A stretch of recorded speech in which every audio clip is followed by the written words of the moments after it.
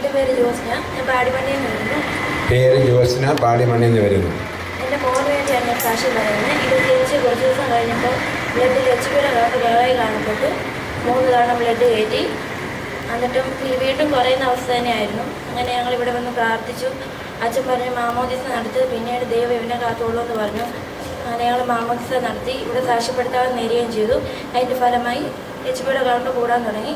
ദൈവം തന്ന അനുഗ്രഹത്തിന് 1000 നന്ദി. യേശുവിന് ദൈവത്തെ നമുക്ക് മഹത്വപ്പെടുത്താം. കൊച്ചിൻ്റെ 3 പ്രാവശ്യം കൈക്കുഞ്ഞായിരുന്നു. ജനിച്ചിട്ട് ഏതാനും ദിവസങ്ങൾ മാത്രമായ കുഞ്ഞിന് 3 പ്രാവശ്യം ബ്ലഡ് കൊടുക്കേണ്ടതായി വന്നു. അതും വലിയവർക്കൊക്കെ കൊണ്ടുപോകേണ്ടി വന്നു. അവിടെ പോയി വരിക എന്നൊക്കെ പറയുമ്പോൾ നമുക്കറിയാം. ഒറ്റ ഔഷധമേ ഉള്ളൂ, ദിവികാരുണ്യം.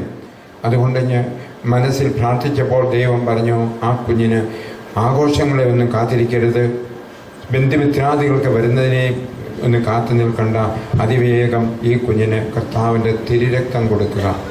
ഇത് മാത്രമേ ചെയ്തു പറഞ്ഞു. അത് ചെയ്തു. പിന്നീട് ആ കൊച്ച് രോഗിയല്ലാതായി തീർന്നു.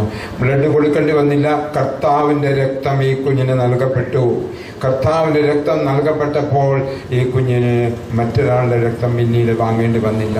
ഇതിന് മാതൃകയാണ്. പലപ്പോഴും അത് നിസ്സാരമായിട്ട് പലരും. അച്ഛനൊക്കെ 5-ാം ദിവസം 23-ാം തീയതി ജനിച്ചു, 28-ാം തീയതി മാമോദിസ സ്വീകരിച്ചു. മാതാപിതാക്കന്മാർ അന്ന് അതൊക്കെ വിലപ്പെട്ടതായി കരുതിയിരുന്നു. ഒരാഴ്ച അല്ലെങ്കിൽ 9 ദിവസമൊക്കെ. ഇതിപ്പോൾ 1 വർഷവും 2 വർഷവും 3 വർഷമൊക്കെ അങ്കിൾ വന്നില്ല, അമ്മാവൻ വന്നില്ല. ഇതൊക്കെയാണ് കാരണം. കൊച്ചടിമത്തത്തിലാണ്, ജന്മപാപത്തിൻ്റെ അടിമത്തത്തിലാണ്. ഓർക്കുക, ആ അടിമത്തത്തിൽ മോചിപ്പിക്കാനായിട്ട് എനിക്ക് മനസ്സാകുകയില്ലേ? ഞാനൊന്ന് മനസ്സായ പറ്റില്ലേ? അതുകൊണ്ട് മാമോദിസ നൽകുന്നവർ അതിവേഗം ഒരുപക്ഷെ അമ്മയ്ക്ക് കൂട്ടത്തിൽ വരാൻ പറ്റുകയില്ലായിരിക്കും. എങ്കിലും തലതൊട്ട അമ്മയും തലതൊട്ടപ്പനും ആകാനുള്ളവരുണ്ടല്ലോ. അമ്മയെ മാമോദിസ മുഖ്യ കൊച്ചിനെ കൊണ്ടുപോയി കാണിക്കട്ടെ. അപ്പോൾ അതാണ് ചെയ്തത്. അതുകൊണ്ട് മാമോദിസ നേരത്തെ നടത്തുവാനായിട്ട് എല്ലാവരും ആഗ്രഹിക്കണമേ എന്ന് ഞാൻ പറയുക. അതുപോലെ പ്രതികൂല സാഹചര്യങ്ങൾ മാത്രമേ ഉണ്ടെങ്കിൽ അത് തടസ്സപ്പെടുത്താവുള്ളൂ. അല്ലെങ്കിൽ മാമോദിസ അതിവേഗം കുഞ്ഞുങ്ങൾക്ക് അത് വളരെ ഔഷധവും ദൈവത്തോടു കൂടി ആ നിഷ്കളങ്ക ഹൃദയത്തോടു കൂടി കർത്താവിന് വസിക്കാനായിട്ട് ഒരവസരം കൊടുക്കണ്ടേ?